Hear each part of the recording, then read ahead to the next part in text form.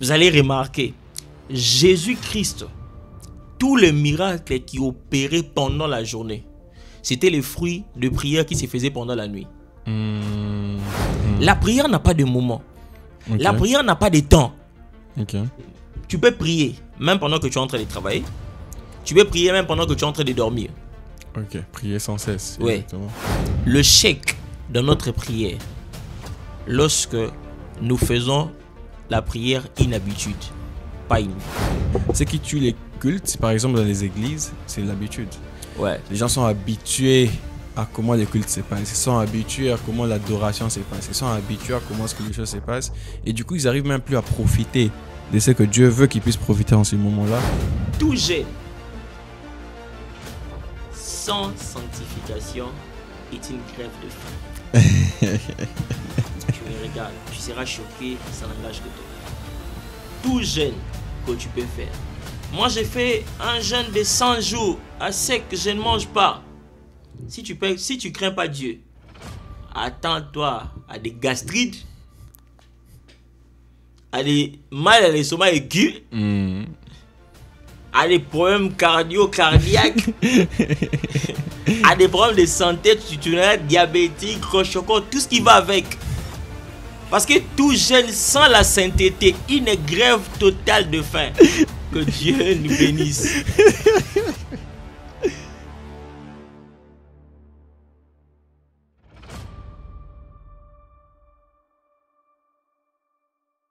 Alors, avant de regarder ces merveilleux podcasts, je vais tout simplement vous demander de vous abonner, de liker la vidéo et de partager cela à vos amis. Nous avons remarqué que la plupart des personnes qui suivent les vidéos ne sont pas directement abonnées, alors que c'est la manière la plus simple pour nous soutenir. Plus on est nombreux sur la chaîne, plus on peut inviter d'autres personnes afin d'avoir de conversations de qualité comme celle-ci. Alors, juste abonnez-vous, likez la vidéo et partagez cela à vos amis. Et moi, je vous dis bon visionnage. Bonjour à tous et bienvenue dans BOS Mentality Podcast. Alors, nous sommes très heureux encore aujourd'hui d'avoir ces moments de partage, ces moments où nous allons parler encore une fois de plus d'un sujet super intéressant. Aujourd'hui, nous parlons de la prière qui touche le cœur de Dieu. Nous prions tous, mais il y a certaines personnes qui prient, ils ont des résultats. D'autres personnes qui prient, ils n'ont pas des résultats. On veut bien comprendre c'est quoi la différence entre ces deux personnes et comment nous aussi on peut prier et avoir des résultats justement. Parce que le but c'est ça, la prière doit avoir des résultats justement. Donc on veut savoir exactement comment on peut prier pour avoir des résultats. C'est de ça que nous allons parler aujourd'hui. Et pour ça je ne suis pas seul, je suis avec mon frère Emmanuel, avec qui nous allons avoir justement ces beaux podcasts ensemble. Alors frère Emmanuel, comment tu vas? Ça va? Ouais, ça va très bien, je vais très bien par la grâce de Dieu. Et merci aussi à toi pour cette invitation. Ah, ça fait plaisir, ça fait merci plaisir. Beaucoup. Ça fait plaisir parce que je sais très bien que nous serons abondamment bénis encore une fois de plus par rapport à ces sujets. Je suis sûr et certain que beaucoup de personnes veulent comprendre justement, moi j'ai prié à tout moment, j'ai prié, mais pourquoi est-ce que Dieu ne m'exauce pas? C'est quoi exactement le problème? Et c'est de ça justement que nous allons parler. Alors, premièrement, directement en commençant, la question que j'ai pour toi c'est quoi une prière et c'est quoi une prière efficace? Pour qu'on puisse comprendre c'est quoi les sujets justement que nous sommes en train de parler ici. Ok, merci beaucoup pour la question. Je serai en fait bref par rapport à ce que je vais dire. En fait, une prière efficace est une prière qui est faite spécialement par la volonté de Dieu. Ok. Faite spécialement par rapport à la volonté de Dieu. Par la volonté de Dieu. Il y a super simple et nous on aime des réponses simples comme ça. Ça nous permet de ne pas nous embrouiller et de savoir justement d'une manière simple qu'est-ce que c'est. Donc prière efficace, c'est une prière qui est faite par rapport à la volonté de Dieu. Donc on comprend qu'une prière qui n'est pas efficace, c'est une prière qui n'est pas faite dans la volonté de Dieu. Ça, on doit faire un peu le parallélisme. Et la question que j'ai pour toi après, c'est quoi les caractéristiques justement de cette prière efficace? Qu'est-ce qui fait que ça soit efficace, justement? En fait, la chose qui fait que cette prière soit efficace, c'est parce que, vous savez, Jésus, je vais dire quelque chose. En fait, Jésus, les gens doivent comprendre une chose. Une prière efficace, telle que j'ai dit au début, c'est une prière qui est faite selon la volonté de Dieu. Exactement. Pas selon la volonté des hommes. Vous allez remarquer une chose. Jésus arrive à Gethsémane, il prie, il voit la mort. Il demande à Dieu, éloigne cette coupe de moi. Vous voyez? En fait, même Jésus savait qu'en faisant cette prière, Dieu n'allait pas l'exaucer. Ok, exactement, ouais. Jésus était en train de faire une prière qui était hors de la volonté de Dieu. Parce que sa volonté était que tu viennes sur terre, que tu meurs. Exactement. Afin de sauver la vie. Exactement. Comment tu arrives à la fin de ta mission et tu me dis encore, éloigne cette mort de moi. Vous comprenez? Exactement, ouais. Donc ça veut dire que, tel que je l'ai dit au début, nos prières, pour que ce soit efficace, elles doivent rester seulement dans la volonté de Dieu. Ouais, dans la volonté de Dieu. Lorsque nous parlons des caractéristiques telles que tu viens de dire, en fait, la prière, plutôt le premier élément, ou soit la première caractéristique, c'est que la prière doit d'abord être centrée vers Dieu. Parce qu'une prière qui est dans la volonté de Dieu, c'est une prière centrée d'abord sur Dieu. Exactement. Vous comprenez? Parce qu'aujourd'hui, les chrétiens doivent comprendre une chose. Nous prions, mais nous prions très mal. Vous voyez? Nous prions, nos prières sont centrées que sur nous. Ok. Vous voyez? Or, une prière efficace, c'est une prière qui est centrée d'abord sur Dieu. Dieu d'abord, nous après. Ok. Ah, ça c'est bon, ça c'est bon. Donc, les caractéristiques, c'est vraiment être dans la volonté de Dieu d'une manière à 100% pour qu'on puisse avoir une prière efficace. Ouais, à 100%. Et du coup, la question que j'ai pour toi après, c'est comment on découvre cette volonté de Dieu? Parce qu'une personne veut prier en ces moments, il s'est dit, ok, je veux être dans la volonté de Dieu. Comment il fait pour découvrir ça? Il doit lire la Bible, il doit faire quoi exactement en ces moments-ci pour qu'il puisse savoir exactement c'est ça que Dieu veut, afin de prier efficacement? Les chrétiens doivent apprendre à prier, doivent faire de la prière une vie. Tu sais, les gens doivent comprendre une chose. Aussi longtemps que tu n'as pas fait la prière une vie pour toi, tu as des difficultés à connaître quelle est la volonté de Dieu. Ok. Ouais. Nous devons comprendre, nous étant que chrétiens, ouais, tout celui qui va régulièrement dans la volonté de Dieu, plutôt dans la prière, Dieu commencera aussi à le parler régulièrement. Oh, ok. Vous comprenez? Vous allez remarquer, Jésus-Christ, tous les miracles qui opéraient pendant la journée, c'était les fruits de prière qui se faisaient pendant la nuit. Vous comprenez? C'était les fruits de prière qui se faisaient pendant la nuit. Les gens doivent comprendre une chose. À chaque fois que nous partons dans la présence de Dieu, à chaque fois que nous sommes en prière, donc pas de prière, non, lundi je prie, mardi je prie pas, je suis en repos. Non. De prière, lorsque je parle de prière, la prière comme une vie. Je sais que, parce qu'aujourd'hui nous devons comprendre une chose. Je vais ouvrir une parenthèse. Nous devons comprendre une chose. Les chrétiens doivent savoir que la prière n'a pas de jour. Ok. Vous comprenez? La prière n'a pas de moment. Okay. La prière n'a pas de temps. Ok. Tu peux prier même pendant que tu es en train de travailler. Tu peux prier même pendant que tu es en train de dormir. Ok, prier sans cesse. Ouais. Exactement.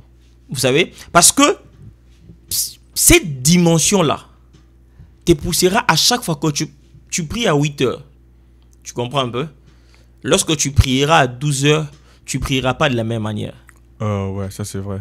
Vous comprenez? Ça veut dire que la prière que j'ai à faire à 8 heures, ce n'est pas la prière que je ferai à 12 heures.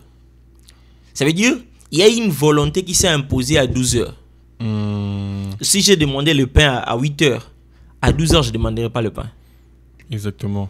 Vous comprenez? Parce que la Bible dit que le Saint-Esprit sonde le cœur de Dieu. Vous voyez? Le Saint-Esprit sonde le cœur de Dieu. Tu ne peux pas entrer en prière comme ça, tu commences à prier, tu te dis, bon, dès que je prie comme ça, l'objectif est simple. Je vais demander seulement le pain. On t'a dit qu'à 12 heures, Dieu attend de toi une prière demandant le pain. Ça, c'est une bonne question, ça. Je ne pense pas. Le chèque de notre prière, lorsque nous faisons la prière une habitude, pas une vie. Ça c'est vrai. un habitué de la prière. Moi, je prie, hein. Non, mon frère Joseph, c'est comment? Moi, je prie, hein. Tu pries. Là, c'est une habitude, ce n'est pas une vie. Tu sais, j'aime lire la Bible, la partie où la Bible disait Moïse, à chaque fois qu'il montait pour aller prier, lorsqu'il descendait, son visage rayonnait de gloire. Ça, c'est la vie des prières. Tu vois? Ça, c'est la vie des prières. Élie et les prophètes de Baal, ils ont prié Baal. Baal n'est pas venu. Ça, c'est une prière habituelle. Tu comprends? Ça, c'est une prière habituelle. Et lorsqu'Élie a commencé à prier, que l'on sache que tu es Dieu, ça, c'est la prière d'une personne dont la prière est une vie. Tu vois? Parce que si tu lis les passages, tu vas comprendre que Élie a dit le Dieu d'Abraham, le Dieu d'Isaac, le Dieu de Jacob. Que l'on sache en ces jours que tu es Dieu. Ça veut dire une vie de prière qui était pour Abraham, une vie de prière qui était pour Isaac, une vie de prière qui était pour Jacob. Moi, je m'identifie dans cette vie de prière-là. Ok. Tu vois? Je t'invoque à la même dimension que les autres. Ça c'est bon, ça c'est bon. Je comprends bien, c'est le fait que nous, beaucoup de personnes prennent la prière comme une habitude. Ils prient juste pour prier et non vraiment une vie. C'est ça qui crée vraiment un problème. Ça, c'est totalement vrai, totalement vrai. Je pense même que quand Jésus est venu sur terre, il a vraiment lutté contre tout ce qui était religieux. Parce que les religieux, ils priaient eux aussi. Hein. Les pharisiens, ils priaient. C'est des gens qui priaient. C'est des hommes de prière, des hommes de religion, justement. Mais tellement que c'était pas une vie, ils le faisaient juste par obligation, par habitude, justement. Et c'est ça qui détruit. Mais il y a même une phrase que je dis toujours, c'est que ce qui tue les cultes, par exemple dans les églises, c'est l'habitude. Ouais. Les gens sont habitués à comment les cultes se passent. Ils sont habitués à comment l'adoration se passe. Ils sont habitués à comment est-ce que les choses se passent. Et du coup, ils arrivent même plus à profiter de ce que Dieu veut qu'ils puissent profiter en ces moments-là. Et ça, c'est vraiment dommage, vraiment dommage. Mais ok, nous sommes en train de dire ici que la prière doit devenir une vie, carrément. Maintenant, il y a des gens qui veulent justement avoir cette vie, mais ils sont découragés très souvent. Pourquoi? Parce qu'ils ont l'impression comme si leur prière, que Dieu n'entend pas, Dieu n'exauce pas leur prière. On sait bien que Dieu a aussi son temps, mais eux, ils sont découragés par rapport à ces 10. Peut-être que ça prend beaucoup de temps. Qu'est-ce que tu peux leur dire en ces moments pour les encourager justement par rapport à cela dans la prière? Je ne sais pas si tu as une réponse dans ces sens-là. Dans le livre de Jean, la Bible nous parle de l'histoire de Lazare. La Bible dit Lazare, ami de Jésus. Ils sont venus annoncer à Jésus-Christ: ton frère Lazare que tu aimes est malade. Jésus a dit à ses disciples: restons un peu. Ils sont venus pour une deuxième fois. Ton frère Lazare que tu aimes est malade. Jésus a encore dit à ses disciples: restons encore. Il est même allé plus loin en donnant le parabole. C'est lui qui marche dans la nuit, il tombe, et tout ce que Jésus disait. Et puis lorsqu'ils sont encore venus à dire à Jésus que Lazare est mort, le Bible dit Jésus a maintenant demandé à ses disciples: allons. Ils sont partis, ils sont arrivés.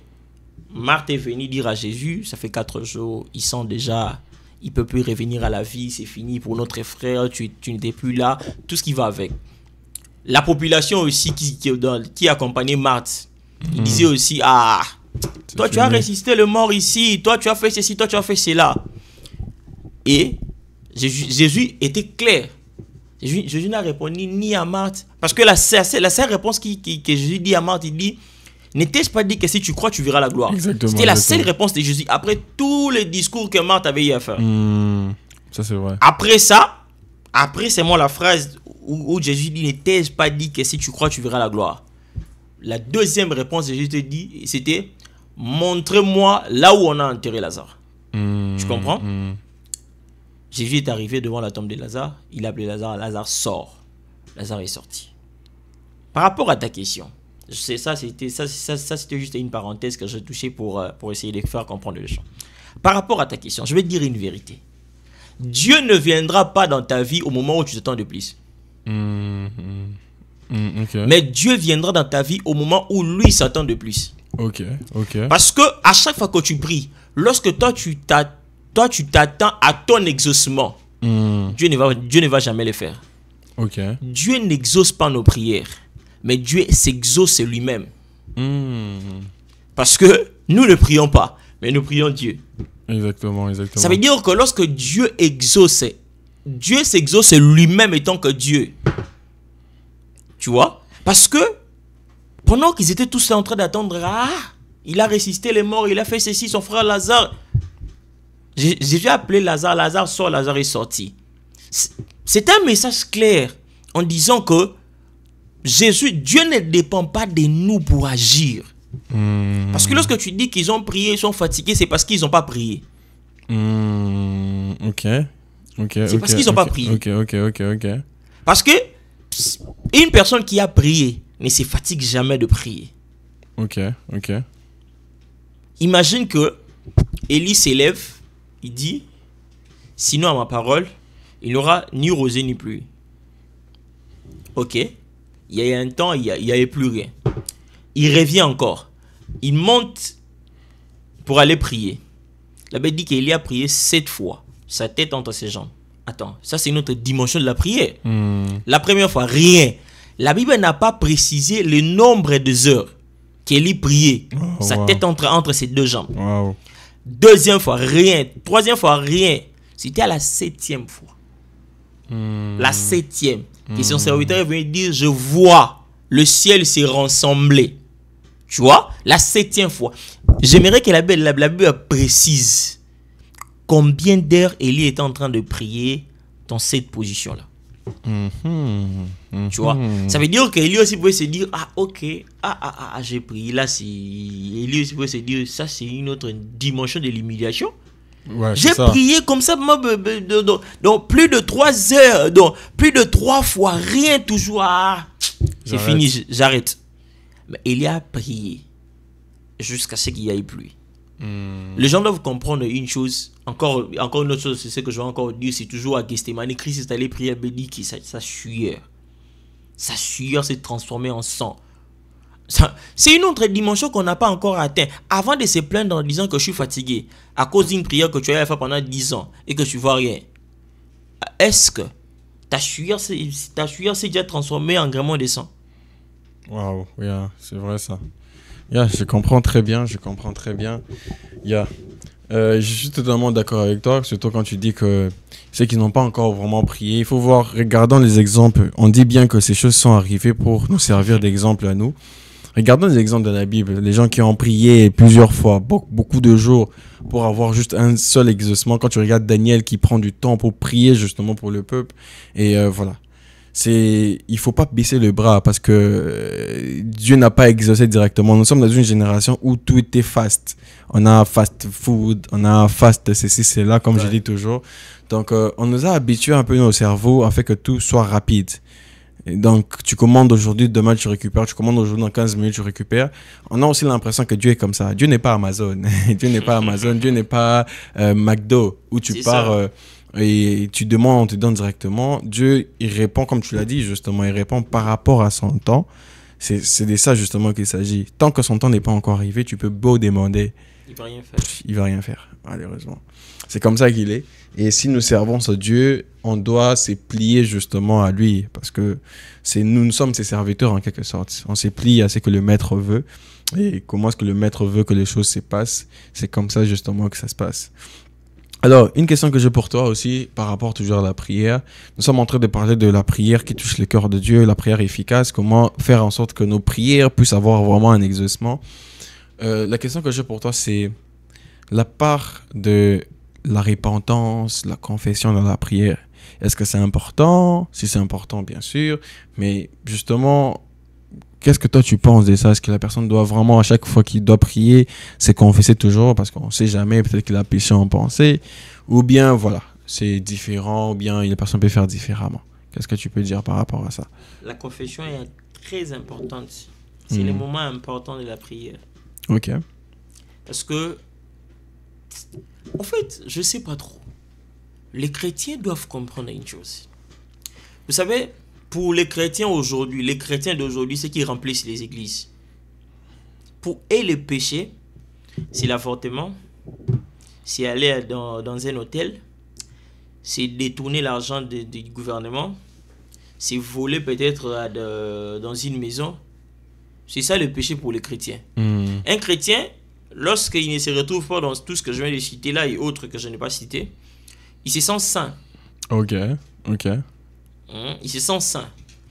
Les chrétiens ne savent pas, même avoir une mauvaise pensée envers l'autre, tu as péché. Effectivement, exactement, ouais. Les chrétiens ne pensent pas que même envier, donc toi, dès que tu es là, tu pêches pas, tu vas pas à l'hôtel, tu n'avortes pas, tu veux rien, mais tu as un orgueil, tu es un vrai envieur, et puis tu es là, tu t'attends au ciel. Les gens doivent éviter les aventures. Exactement, ouais. Totalement d'accord avec toi. Tu es un vrai cupide. Les gens sont là, ils s'attendent au ciel. Un menteur, surtout là. Un menteur. Mais tu es là, tu te dis, voilà, et moi je suis bien. Non. Tu sais, lorsque Dieu nous appelle dans sa présence tel que nous sommes, avec nos péchés, parce que Dieu sait que lorsque nous nous approchons de lui, c'est pour qu'on fasse que nos péchés soient effacés. Exactement. Pardonnés, effacés, oubliés. Donc à chaque fois que tu viens dans la présence de Dieu, avec tes péchés, tu ne seras pas prié. La Bible dit, tous ont péché, ils sont privés de la gloire de Dieu. Exactement. Ça veut dire que pour voir la gloire de Dieu, il faut se sanctifier, il faut confesser, il faut se sentir dégagé. David, la Bible dit, à chaque fois qu'il s'approchait dans la présence de Dieu, il commençait là par dire, Seigneur, David, que je suis un pécheur, un ceci, un cela.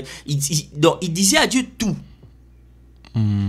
Et jusqu'à ce qu'il se sente maintenant à l'aise, c'est là qu'il parle à Dieu. Seigneur, me voici. Je viens avec mes problèmes. Je viens ceci, je viens cela. L'élément clé dans la prière, la confession.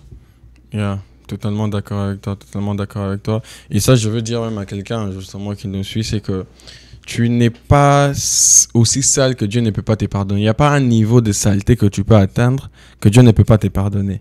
Peu importe comment est-ce que tu te sens sale, Dieu peut toujours te pardonner. La grâce est encore disponible et il faut bénéficier de cela maintenant. Moi, je dis toujours aux gens d'agir le plus rapidement que possible. Pendant que je suis en train d'écouter maintenant, tu peux déjà commencer à prier. Tu peux commencer à prier dans ton cœur. Demander pardon à Dieu, ça ne prend pas des heures pour le faire. C'est quelques secondes. Tu sens vraiment dans ton cœur que voilà, je dois arrêter ce que je suis en train de faire. Tu te demandes pardon par rapport à ça et tu mets en ordre ta vie. C'est encore le moment de le faire. Et comme il a dit justement, tous ont péché et sont privés de la gloire de Dieu. Tu ne peux pas avoir des prières efficaces si ta vie n'est pas la vie que Dieu veut que tu sois, justement. Si ta vie n'est pas, voilà, si tu vis une vie de péché, tu ne peux pas avoir des résultats directement. C'est ça, en fait, le problème. Parce que Dieu, dans sa nature, il a une nature sainte. Et du coup, sa nature sainte l'empêche, même s'il le voulait, même si Dieu voulait justement venir t'assister, mais ces péchés que tu portes va l'empêcher justement de venir agir. Parce que sa nature l'empêche. Parce qu'il ne peut pas se mélanger avec la saleté. C'est comme ça que notre Dieu est.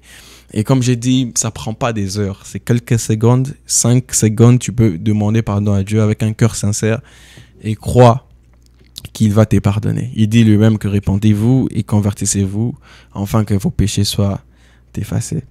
Alors, en tout cas, merci pour ça. Je pense que c'est vraiment le début de la prière. On doit commencer par là afin de bien entamer notre prière. Beaucoup de personnes même, ils s'arrêtent rapidement dans leur prière parce que ils font des prières avec une vie de péché, avec un péché là.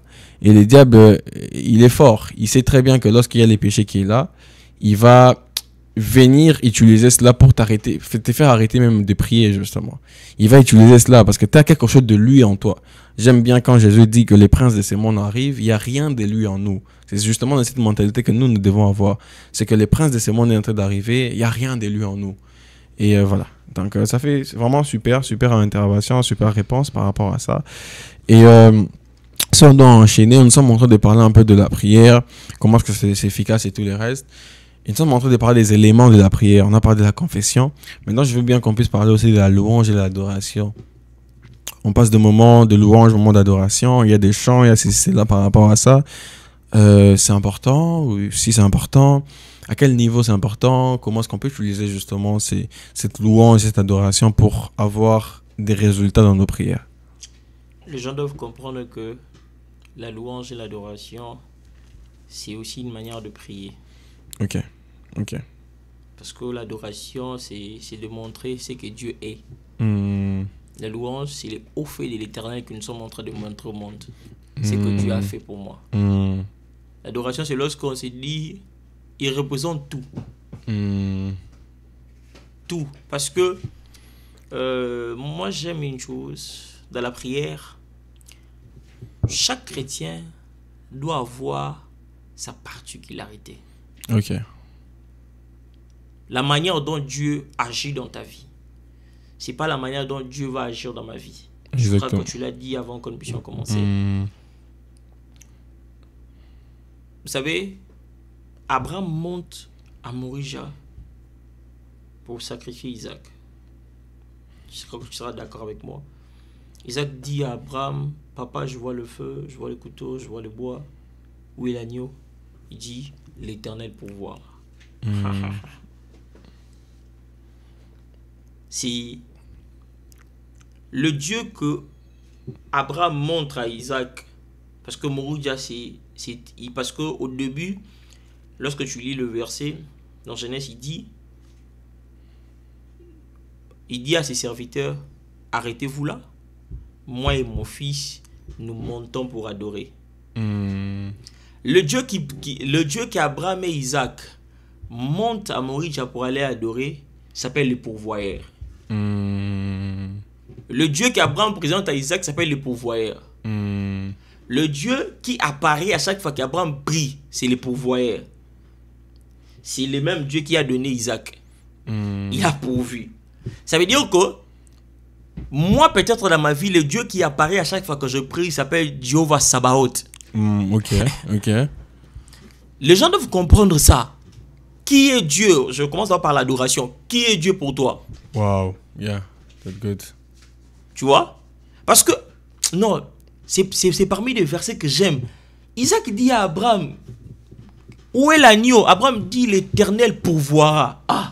Donc ce qui veut dire, lorsque nous arrivons au sommet de Morija, c'est lui qui va apparaître, c'est le pourvoyeur. C'est bon, vous allez remarquer, lorsqu'Abraham a voulu sacrifier Isaac, l'ange dit, Dieu dit à Abraham, regarde jusqu'à côté. L'agneau est là. Le pourvoyeur a pourvu au moment important. Tu vois? Donc ça veut dire que pour Abraham, lorsqu'Abraham se retrouve à Morija, c'est le pourvoyeur qui se manifeste. Yeah. Je quitte Abraham, je viens avec Moïse. Dans le buisson, Moïse dit à Dieu, tu m'envoies vers Israël. Ok, c'est une assurance que c'est toi qui m'envoies. J'aime. Il dit à Dieu, je leur dirai qui m'envoie. C'est ça. Yeah. Ok. Dieu dit à Moïse, dis-leur, c'est Jésus qui m'envoie. Attends. Le Dieu dit présent. C'est celui qui m'envoie. Ça veut dire que pour Moïse, c'est Jésus qui apparaît. Ok?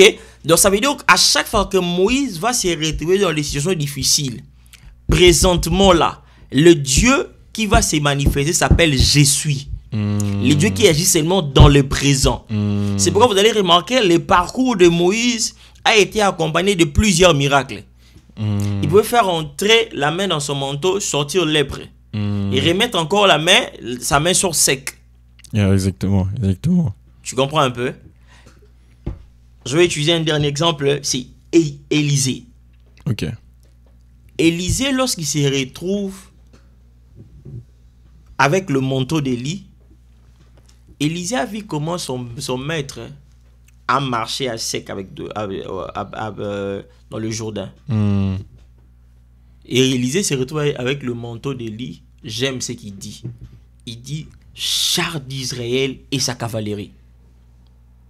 Pour Élisée, le Dieu qui apparaît maintenant là, c'est char d'Israël et sa cavalerie.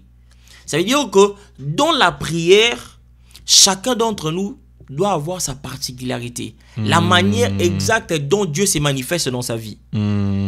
C'est pourquoi l'adoration, ça veut dire pas ce que Dieu est pour nous, non. C'est que Dieu est pour toi. Yeah, exactement. Je prends le deuxième exemple, la louange. La louange, c'est les hauts faits de Dieu. Vous voyez, Dieu m'a donné un travail. Dieu t'a accordé les enfants. Tu as fini les études. C'est les hauts faits de Dieu. Tu comprends un peu? Il a permis. Vous voyez? Il a permis aujourd'hui que tu puisses avoir ta propre maison, tu puisses commencer à faire ta vie. Ça, c'est les hauts faits de Dieu. C'est vrai, j'aime une chanson qui dit « Venez voir ce que Dieu a fait. » Exactement. Il a fait de merveilles pour moi. Il n'a pas fait de merveilles pour tout le monde. Il a fait de merveilles pour toi seulement. C'est que toi, tu appelles les merveilles. Moi, je ne pense pas que je vais l'appeler les merveilles. Exactement. Exactement. Tu comprends un peu? Donc, c'est ce que les gens doivent comprendre. La louange, l'adoration. Le genre de foi, c'est que j'ai compris dans nos églises aujourd'hui, ce sont des moments que les gens négligent. L'adoration, adore Dieu. Vous savez, les jours où je manquerai de mots lors de l'adoration, que Dieu me récupère. Attends, je me retrouve quelque part, on dit adore Dieu. C'est le moment de l'adoration, adorons Dieu. Les gens sont là, tu n'entends plus de voix, l'auditoire reste silencieux. Les gens manquent des mots. Waouh, ça c'est fou quand même. Les gens manquent des mots. Comment tu peux manquer des mots?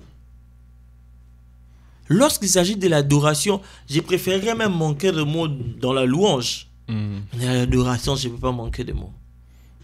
Okay. Parce que même le souffle que j'ai, c'est pour moi un argument d'adorer Dieu. Tu peux seulement être là, je t'adore pour les souffles que tu m'as donné. Je t'adore parce qu'aujourd'hui encore je me suis réveillé, j'ai vu que nous sommes lundi. Je t'adore. Tout ça, sortir et revenir, c'est pour nous un argument d'adorer Dieu. Tu vois? Et vous allez remarquer, Paul et Silas se retrouvent en prison.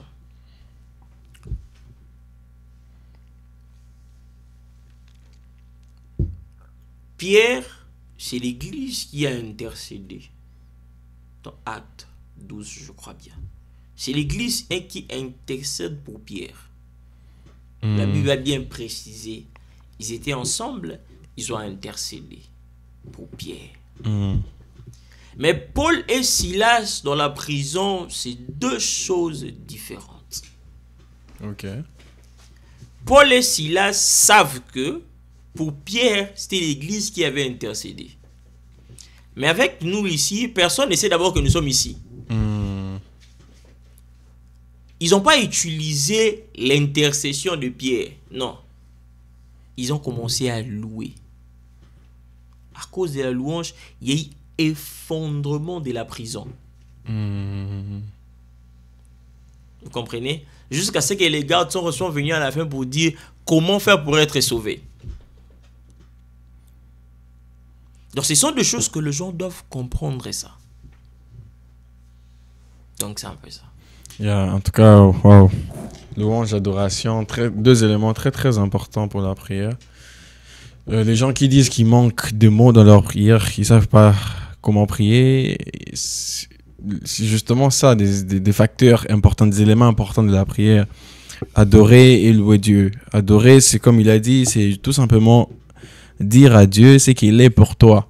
C'est pas forcément ce qu'il est pour l'autre. On n'adore pas tous de la même manière. Comme il a dit, le Dieu d'Abraham, c'est pas le même Dieu que Moïse. C'est pas la même manifestation de Dieu. Nous servons un Dieu qui a plusieurs facettes. Un Dieu qui se présente de plusieurs manières différentes. Et l'idée, justement, c'est que chacun de nous puisse avoir une révélation particulière de Dieu. Et par rapport à la révélation particulière que tu as de Dieu, c'est comme ça que tu dois justement l'adorer. Et il y a aussi la louange à côté. Comme il a si bien dit, louer, tout simplement dire à Dieu, c'est que Dieu a fait pour toi. Et il fait tellement beaucoup.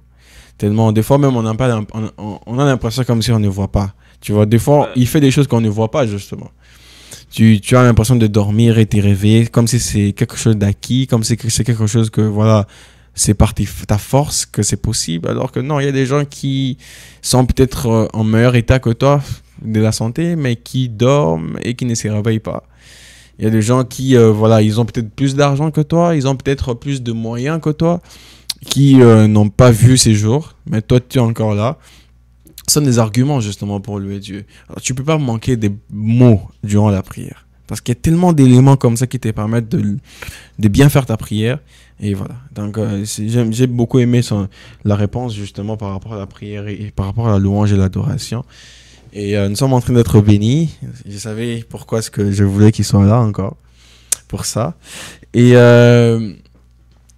je vois souvent dans les églises, les gens prier avec des psaumes. Genre, j'utilise les psaumes. Nous avons plusieurs psaumes dans la Bible. J'utilise les psaumes pour prier, justement, pour, voilà. Des fois, quand il manque de mots, ils prient par rapport à ça. Ils utilisent des psaumes pour prier. Qu'est-ce que toi, tu penses de ça? C'est quelque chose d'important? Ça nous aide par rapport à l'exaucement? Ou bien on peut faire différemment? Jésus ne nous a pas dit ça. Mhm. Moi, je suis contre tous ces pratiques-là. Ok. C'est ce que je t'ai dit au début. Ce sont les habitués de la prière. Ok. Ils savent que je vais partager une expérience. Je crois que j'avais 15 ans. Non. 15 ou 16 ans, je crois, quelque chose comme ça. 15 ans ou 16 ans. J'aime le football jusqu'aujourd'hui. Je suis vraiment un amoureux du football. On jouait au foot, moi je ne jouais pas. Vous savez ce que je faisais? J'étais derrière les poteaux en train de lire des psaumes. Ok. Pour empêcher qu'on puisse nous marquer. Waouh. Et puis c'était exact. Ok. Exactement. Attends, j'ai oublié le passage. Ça peut être dans le 116. J'ai lisé les psaumes. Je t'ai dit, c'est un magicien qui nous avait donné ça. Ok, un magicien qui avait donné. Okay. Il nous donne le verset moi comme ça. Et puis après, comme moi, je crois que c'est ça, j'avais même fouillé les cultes pour aller assister au match. Wow. C'était vraiment un derby. Wow, ok. Imagine que j'étais derrière les poteaux. Non, ça paraissait de la blague. Il y a contre-attaque. Moi, maintenant, je suis dans la marque. Je crois que je vais chercher le verset, je vais t'envoyer ça. Il faut envoyer. C'est dans les 116 là. J'ai lisé les psaumes derrière les poteaux. Je vois moi comme ça, on tire comme ça, tu entends les psaumes, les ballons sont en train de dévier. Le poteau est vide. J'ai vu ça comme ça. Moi-même, j'ai expérimenté ça comme ça. C'est pas que non, il y a quelqu'un qui me dit non, j'étais là derrière les poteaux. Tu vois? On nous a marqué parce que je m'étais déplacé. Waouh. Et puis, lorsque les gens ont su, c'était grave. Lorsque les gens ont su que c'était moi qui étais en train de faire tout ça, c'était grave. Les gens ont compris ça en retard. Parce que, attends, lorsqu'il s'est déplacé, on a marqué. Et puis après, les gardiens, c'était les responsables de l'équipe. Donc, le coach, quoi. Ok. Et lorsqu'il tourne, il ne me voit pas. Tu étais allé où? Il s'est fâché. Mais non, attends. Avec cette expérience, lorsque je vois des gens en train de lire des psaumes, ça veut dire qu'ils sont des magiciens? Si, je te dis, si la personne en question va suivre la vidéo, mon ancien coach, il me dira même que tous ces gens sont des magiciens. Tu vois? Parce que ce sont les psaumes que nous, on a utilisés. Je me souviens, c'était un dimanche, à un terrain, c'était un grand match.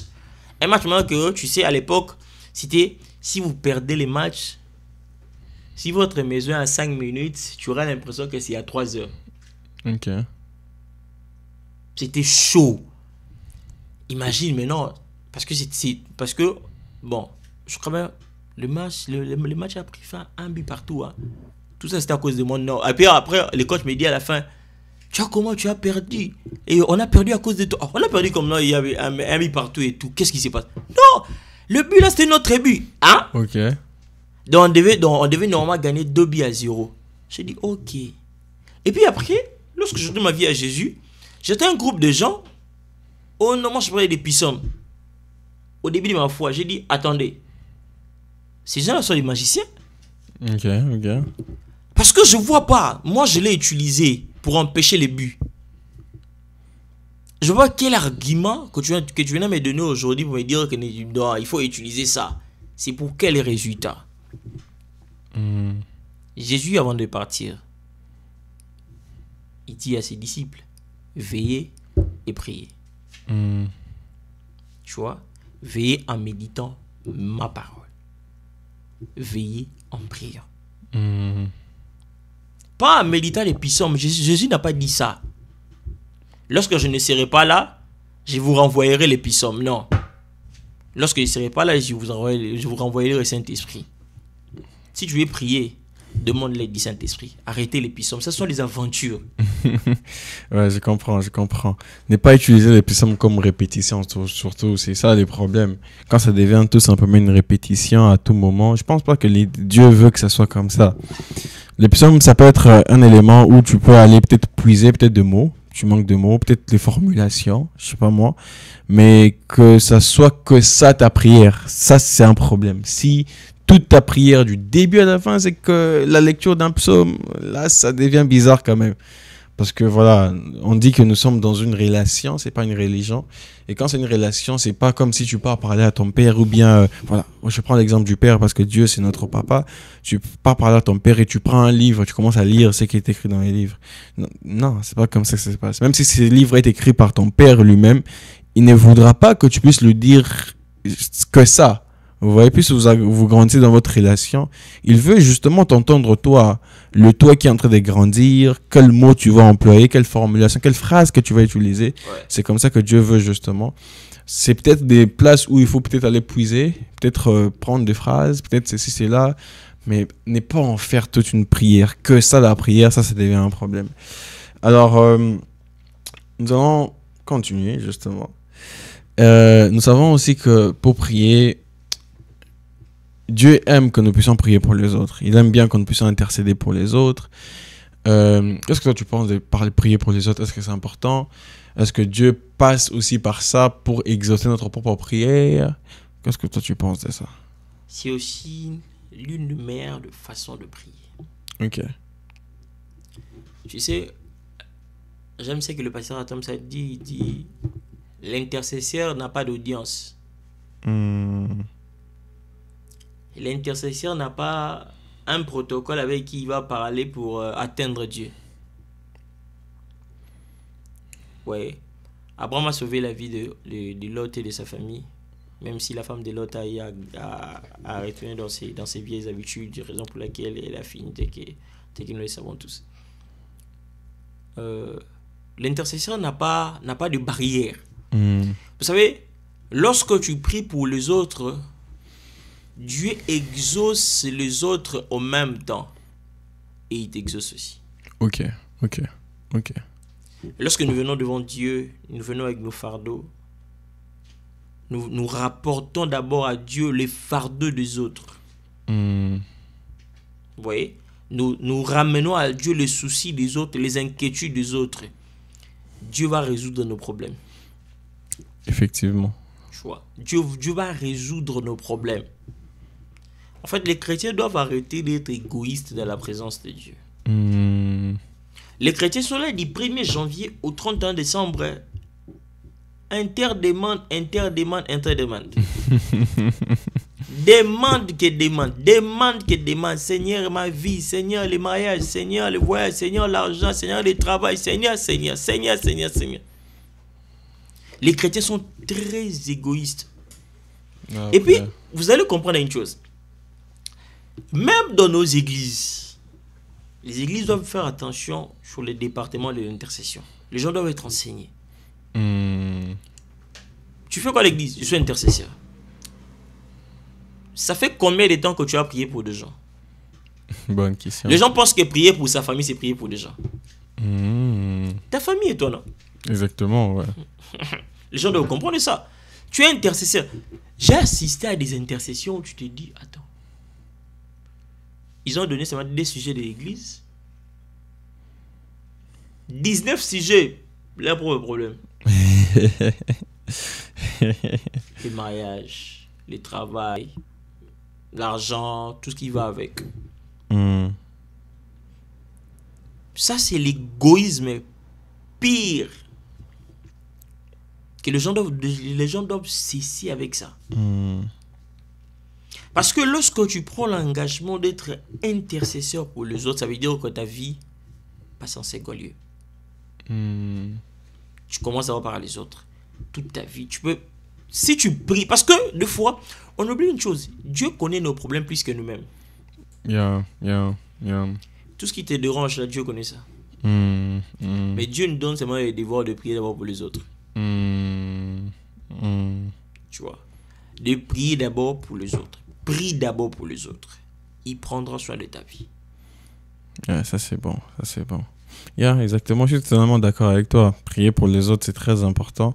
Celui qui prie pour les autres, comme tu as dit, il entre dans la présence de Dieu sans audience, justement.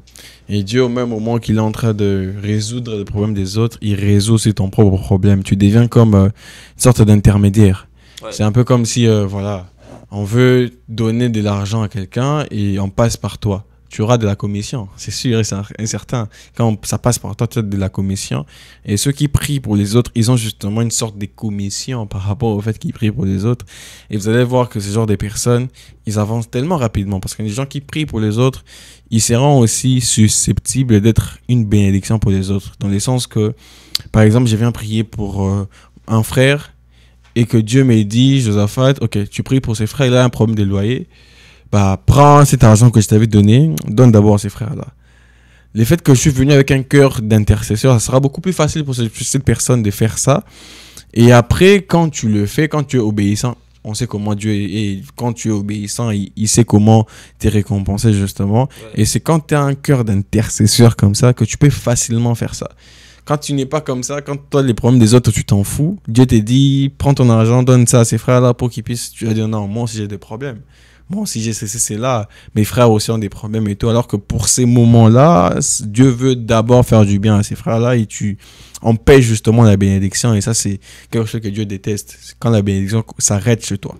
Ouais. Il veut que ça puisse se transférer, que tu sois une source de bénédiction pour les autres et non que ça puisse s'arrêter chez toi, justement. Alors, une des questions encore de plus, on est en train de parler de la prière. On veut vraiment avoir cette vie des prières après cet épisode.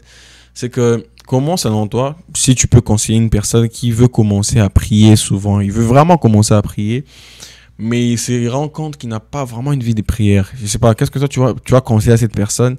Avoir un programme bien défini, par exemple.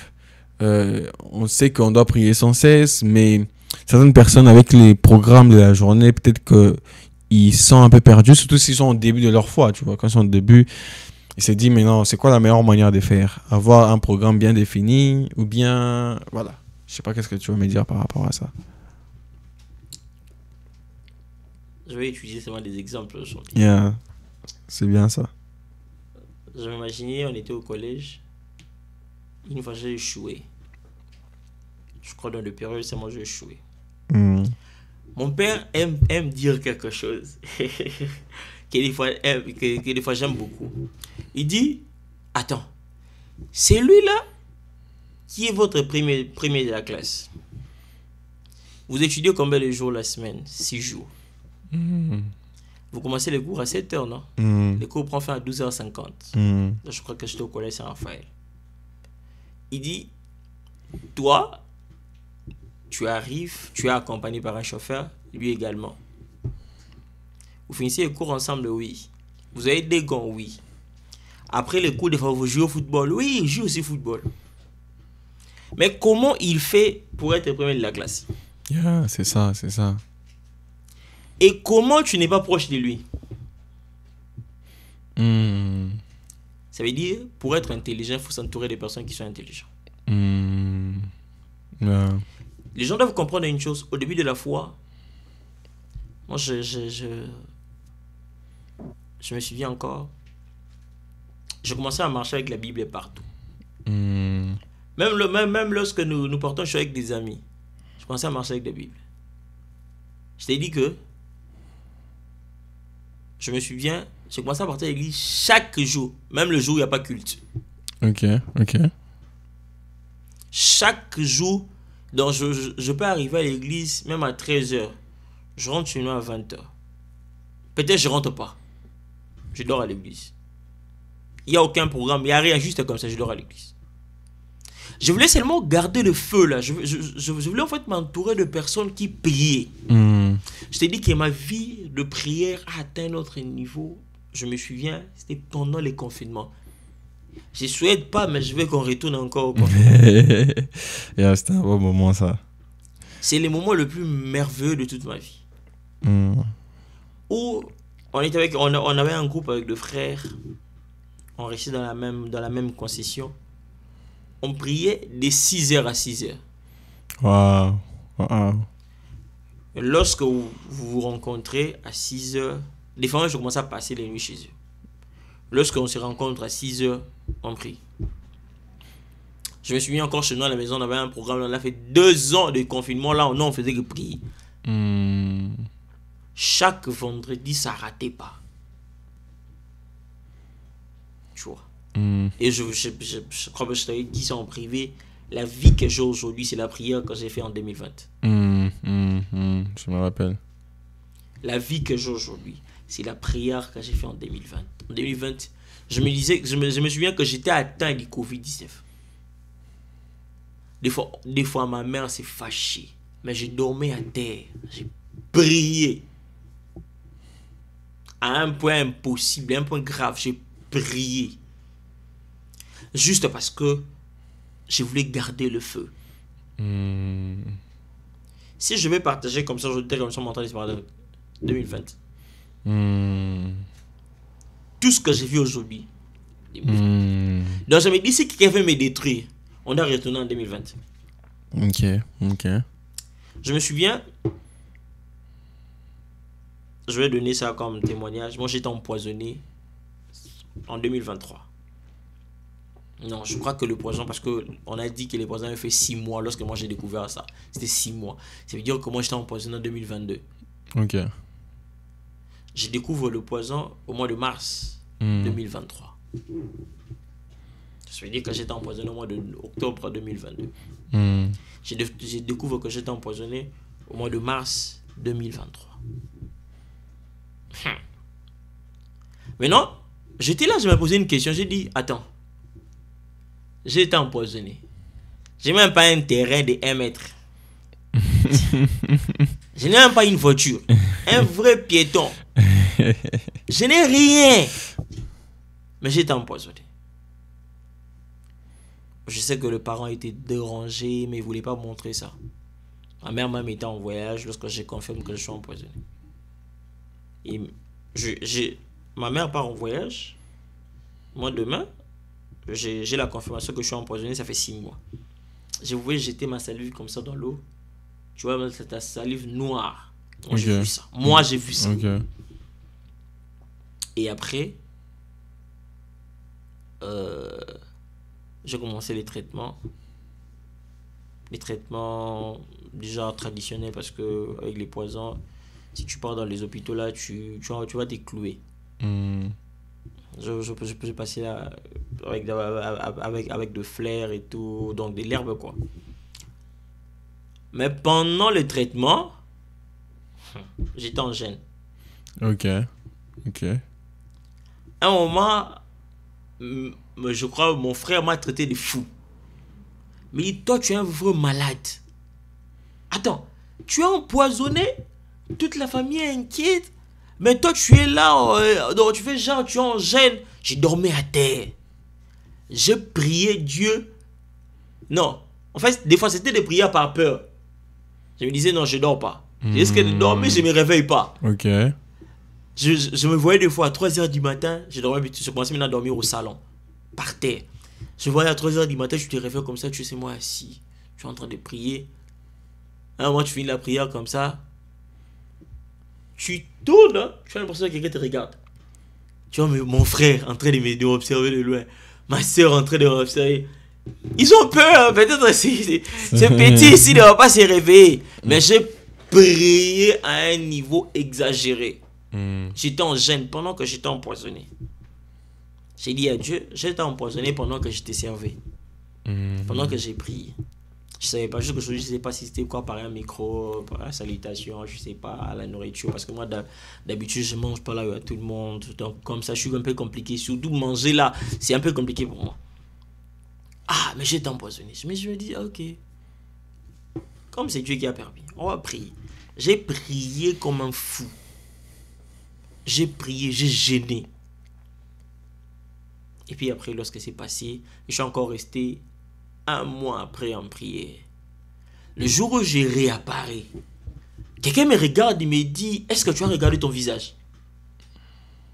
Si une personne spirituelle me regarde, un sorcier, un homme de Dieu, si tu me regardes, je dis, cet homme vient de très loin. Si tu me regardes comme ça, moi j'ai dégagé, je me disais, ça, ce sont des beautés démoniaques.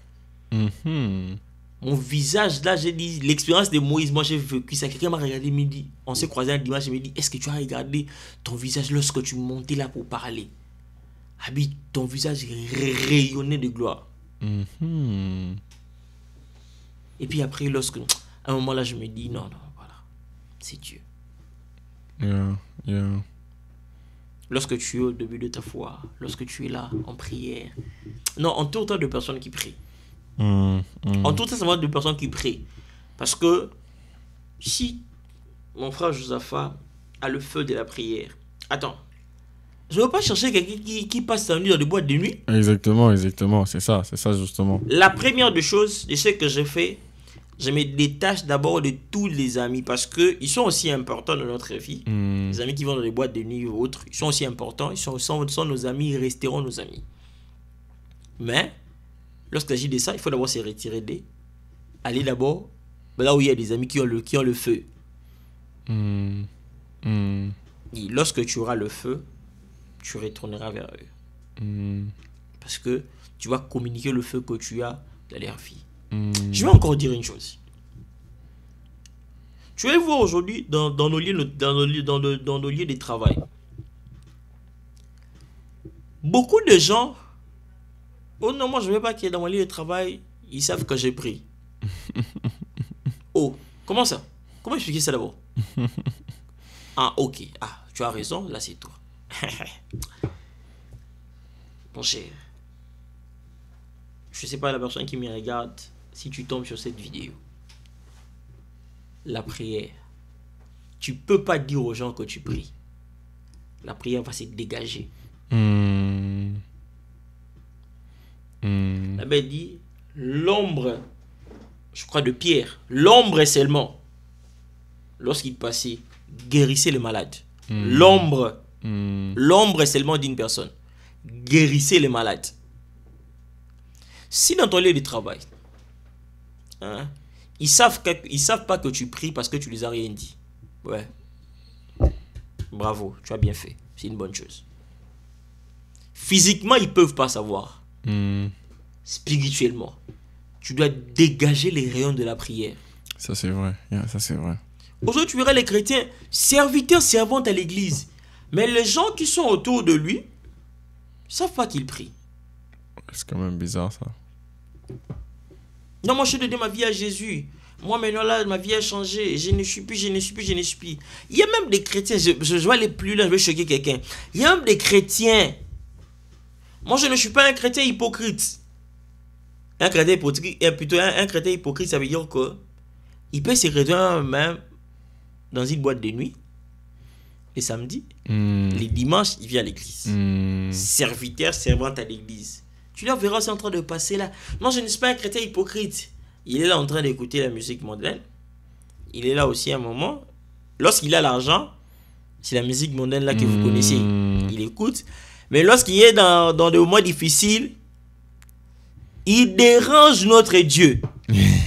Avec la musique des musiciens chrétiens. Oh mon Dieu, souviens-toi de moi, mon Dieu. Oui, mon cœur est attaché au ciel. C'est quel cœur qui est attaché au ciel? Les gens doivent éviter les aventures.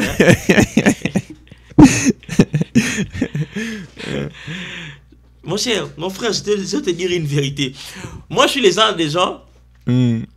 Lorsque je me retrouve dans l'église, Des fois, lorsque les gens prient, moi, j'arrête d'abord de prier. J'observe d'abord les gens en train de prier. Des fois, je commence à rire. Attends. Celui-là qui prie, en les regardant, il n'a jamais prié. Il prie peut-être parce que il a des problèmes sérieux. Parce qu'il a perdu un travail. Parce qu'il a un problème. Parce qu'il n'a pas des enfants. C'est pourquoi il est là. Tu vas aussi voir mon frère Joseph entrer. Oui, mon cœur est attaché au lieu. C'est il ferme les yeux. Des fois, j'ai envie de lui dire, frère, arrête. C'est toi. Attends l'offrande, mets l'offrande, puis tu sors. Ça, c'est quel cœur qui est attaché au ciel. Des fois, tu te dis, Seigneur. Où va ce monde ici qui nous sommes? Des fois, c'est compliqué, bon, voilà. Quoi Dieu, on bénit seulement Dieu pour tout. Yeah, exactement. Si je comprends bien, il faut vraiment s'entourer justement de personnes qui prient. Et ça va t'aider à prier. Il y a même une phrase qui dit que tu es le résultat des 5 personnes avec qui tu passes la plupart de ton temps. Et plus tu passes de temps avec des gens qui prient, plus tu pries aussi. Moins tu passes de temps avec des gens qui prient, moins tu pries. C'est tout simplement ça, il n'y a même pas à chercher. Et voilà, nous avons pratiquement fini déjà. Avant de finir, je veux juste te demander de donner un conseil à une personne qui est en train de prier en ces moments, mais il a l'impression comme si Dieu ne l'écoute pas, Dieu ne l'exauce pas. Qu'est-ce que tu peux dire à cette personne pour qu'il puisse persévérer justement dans cette prière? Je vais revenir sur cette question, si tu me permettais. Je vais te dire quelque chose pendant qu'on parlait, c'est revenu. Tu sais, moi j'aime être franc avec les gens. Tu sais, si j'étais pas entouré avec vous là, maintenant là, je me suis perdu. Ah ouais. Tu connais de quoi je suis en train de parler? Ouais, je connais. Maintenant là, je me suis perdu. Parce que, il m'est arrivé un moment, je me suis posé une question. J'aime ce que le frère Gabriel a dit. Je me suis posé une question, est-ce que Dieu me connaît? Mais tu dis, de l'autre côté, tu es entouré avec des personnes qui te disent non, ça va marcher. On va prier. Des fois tu rentres à la maison, l'assurance revient. Non, ça va marcher. Ça va marcher. Si ce n'était pas le cas, je n'allais pas d'autre chose. Nous sommes le genre de personnes où, tu sais que je t'ai dit avec notre pasteur, paix à l'âme de notre mère qui est partie. Nous sommes le genre de personnes où le diable a placé son lit et son coussin devant ta maison. Il attend seulement une erreur pour frapper. Et il attend l'opportunité pour t'humilier. Moi, il y a des saisons que je me suis passé à ça. Lorsque la saison passe, tu te dis, attends, je suis toujours en vie. Des situations où tu dors, aujourd'hui, il y a un problème. Demain matin, il y a un autre problème. Une semaine après, il y a encore un autre coup. Moi, ça m'est arrivé, ça fait 1 mois maintenant. J'ai passé 2 mois enfer sur terre. Mais j'ai commencé seulement à prier. À prier. Lorsque tu pries, tu sens que les choses s'apaisent. J'ai fait cette expérience-là. Lorsque je ne prie pas, attends. Tout va mal. Ça veut dire que nous sommes condamnés à prier. Au tribunal du ciel, la condamnation qu'on nous a donnée, la prison à perpétuité, la prière. C'est ça. Nous, on va prier le matin, à midi, le soir, la nuit en dormant, on prie. On va prier jusqu'à ce que la mort va venir. Tu sais, un apôtre que tu connais aussi, Alexandre Haïdi Nabala. Je vais donner son exemple. C'est un monument de la prière. Son histoire dit, le vieux est mort. Un paralytique s'attendait que le vieux Alexandre puisse les faire marcher un jour. Le vieux est mort. Pendant que le corbillard passait, les paralytiques ont été là, assis. Il dit, Mouzé, j'attendais vraiment qu'un jour que je te rencontre pour que je marche. Aujourd'hui tu es mort. Est-ce que moi c'est fini, moi je n'ai plus marché. L'histoire dit, pendant que le paralytique marchait, il s'est senti en lui le désir de s'élever. Ok. Il s'est levé et il a marché. Un mort. juste le passage de son corbillard, un paralytique a marché. Et le jour qu'il est mort en Afrique du Sud, les cris qu'il a poussés, où il a dit Mungu ni mwema, ça veut dire Dieu est bon. Les cris qu'il a poussés, on dit les morts sont revenus à la vie, tous les malades qui étaient séjournés à l'hôpital sont guéris. Ça, c'est un homme de prière. On t'expliquera même pas. Ça, c'est un homme de prière. Ils sont des gens qui sont condamnés. Condamnés. Imagine, il y a une rivière. La rivière en question, il y avait son petit-fils qui jouait jusqu'à ce qu'il est entré dans la rivière et puis il est mort. Parce qu'il y a selon les informations, dans cette rivière-là, normalement, c'était vraiment un siège là des sorciers. Ok, wow. Il s'élève, les larmes qui coulaient. Il regarde la rivière. Il dit, je vous donne congé, tous les sorciers qui sont là, qui sont sur cette rivière. Vous allez plus opérer ni dans ce siècle, ni dans les siècles à venir. 15 ans après sa mort, un sorcier qui survolait les territoires est tombé. Qui survolait les territoires est tombé, on l'a dit. Il dit, dans ce témoignage, il dit, j'ai appelé les réseaux, notre réseau me dit, nous sommes en congé technique parce qu'on nous a donné congé ici, ni dans ces siècles, ni dans les siècles à venir. That's crazy, ça c'est fou ça. Ouais. Donc ça veut dire que sur cette terre, quand on pensait que c'est seulement pour Élie, il y a eu des hommes qui ont donné l'ordre, qui ont donné un congé technique aux sorciers, de ne plus opérer ni dans ces siècles, ni dans les siècles à venir. Je vais donner un conseil aux gens, tel que mon frère me l'a demandé. N'arrête pas de prier, prie. Prie. Les seuls conseils que je vais te donner, peut-être tu t'attendais à ce que je dise encore autre chose. Prie. Continue à prier. Prie le matin, prie à midi, prie le soir, tel que le pasteur Marcelin me dit. Prie le matin, prie à midi, prie le soir, prie. Même lorsque tu as faim, prie. Même lorsque tu manges, prie. Même lorsque tu veux jouer, prie. Même lorsque tu veux sauter, prie. Fais de la prière une vie pour toi. Tu réussiras. Écoute, la prière peut te faire asseoir là où ton diplôme est incapable de te faire asseoir. Yeah, amen. Yeah, totalement vrai. C'est la prière. La prière peut accomplir une promesse qui était censée s'accomplir dans 10 ans, en 1 minute. C'est la prière. La prière nous permet d'appeler à l'existence les choses qui n'existaient pas à exister. C'est la prière. La prière, c'est la clé passe-partout. Exactement, totalement vrai. La prière n'a pas de limites. Mon frère qui me suit, ma soeur, papa, maman. La prière n'a pas de limites. La prière n'a pas de frontières. La prière n'a pas de temps. La prière n'a pas de délai. La prière n'a pas de limites. Prie. Si tu veux vivre la main de Dieu dans ta vie, la seule chose que je peux te dire, prie. Parce que si tu pries,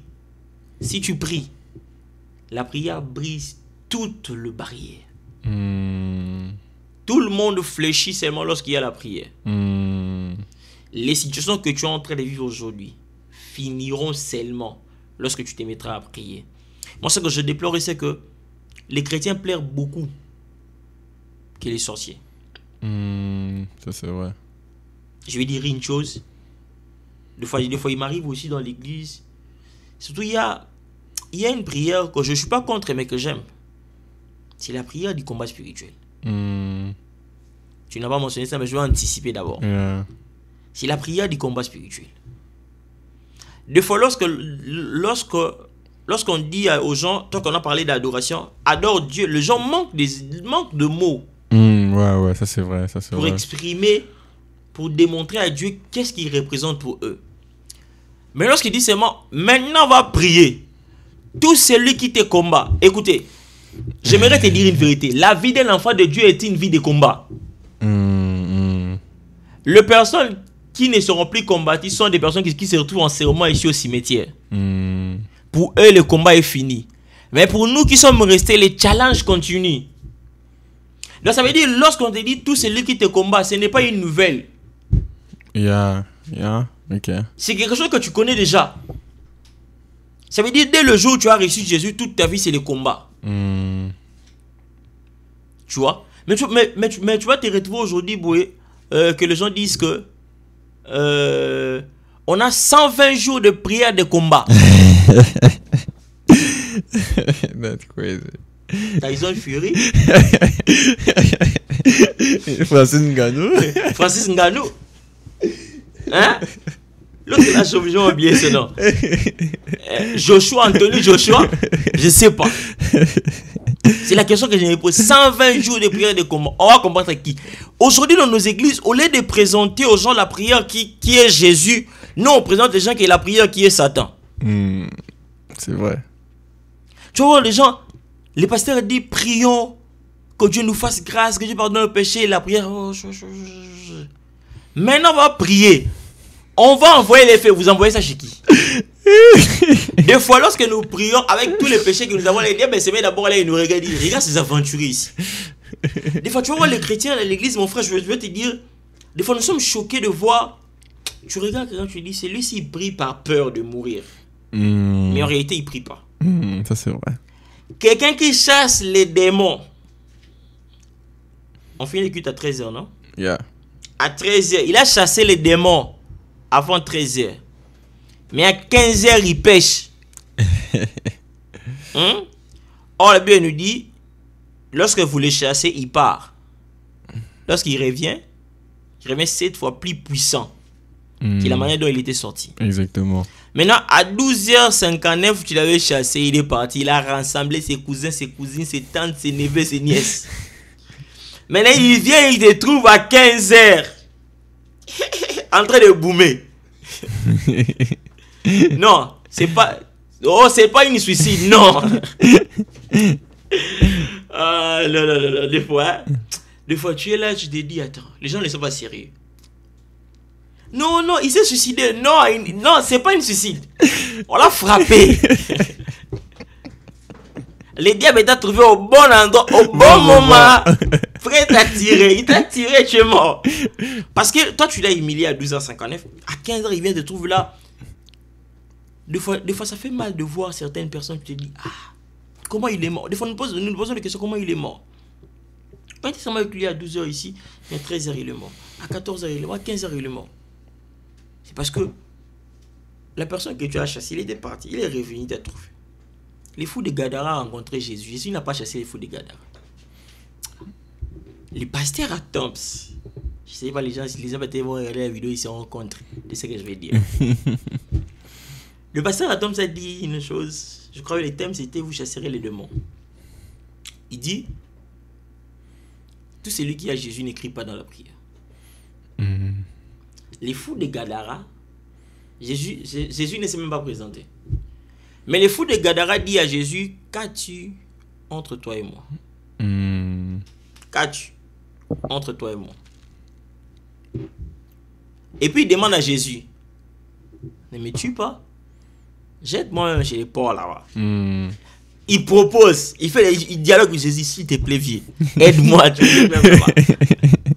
Mais non, parce que Jésus dégageait les rayons de la prière. Mais là, tu vois quelqu'un, prière de combat spirituel. Et bien, tu dégages rien. Sois d'abord sérieux. Il faut dans ce que nous faisons. Il faut dans ce que nous faisons. Sois d'abord sérieux. La prière n'est pas une aventure. La prière n'est pas un théâtre. La prière n'est pas un système. Je vais clôturer cette partie en disant une chose. Je l'avais dit la dernière fois, je vais le dire encore aujourd'hui. Tout jeûne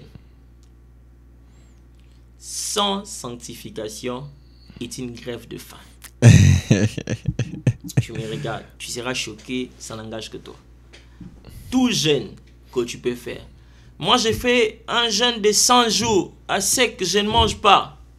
Si tu crains pas Dieu, attends-toi à des gastrites, à des mal à l'estomac aigus, à des problèmes cardiaques, a des problèmes de santé, tu es diabétique, rochoco, tout ce qui va avec. Parce que tout jeune sans la sainteté, une grève totale de faim. Que Dieu nous bénisse. Non, toi, t'as tellement raison. Je suis totalement d'accord avec toi. Nous avons fini notre temps. Nous avons fini. En tout cas, merci beaucoup pour toutes ces choses que tu nous as dit. On a été bénis, vraiment bénis abondamment. C'était un épisode assez intéressant. C'était drôle, mais c'était justement drôle par rapport à la Bible. Nous avons beaucoup appris, n'est-ce pas? Je suis certain que ceux qui vont nous suivre seront aussi abondamment bénis par rapport à ça.